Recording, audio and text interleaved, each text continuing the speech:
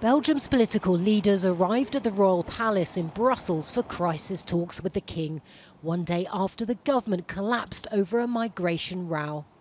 On Tuesday, after a dramatic day in Parliament, Michel told MPs he was resigning as Prime Minister.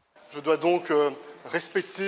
have to respect and take note of the situation. I'm taking the decision to offer my resignation, and my intention is to meet the King immediately. Pressure had been building on Michel since last week, when the right-wing NVA party quit the ruling coalition in protest at the Prime Minister's signing of the UN pact in Marrakesh, aimed at creating global cooperation on migration. On Sunday, thousands of far-right supporters demonstrated in Brussels against the agreement, saying it would encourage immigration. This far-right MP says events in Belgium reflect the recent discontent seen elsewhere in Europe.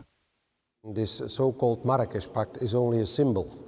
There is a sort of a popular revolution going on, an uprising in the whole of Europe. You have the yellow jackets in Paris, you have this protests now over here in our country, and they don't want these open border policies towards immigrations anymore. Some experts say that the political crisis here in Brussels, the symbolic heart of the European Union, in some ways reveals the growing challenges that some centrist and liberal leaders face as they try to govern at a time in Europe when far-right anti-immigration, anti-EU parties are on the rise.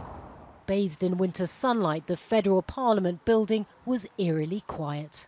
Well, the big danger is that people abandon the relatively liberal mainstream and go for authoritarian parties of the right and the left. And to prevent that, I think it's very important that mainstream parties take the concerns about uncontrolled migration serious. If Belgium's King accepts the Prime Minister's resignation, it could lead to snap elections early next year. A ballot that could be seen as a gauge of just how high the far right have risen in Brussels, just months before May's crucial European parliamentary elections.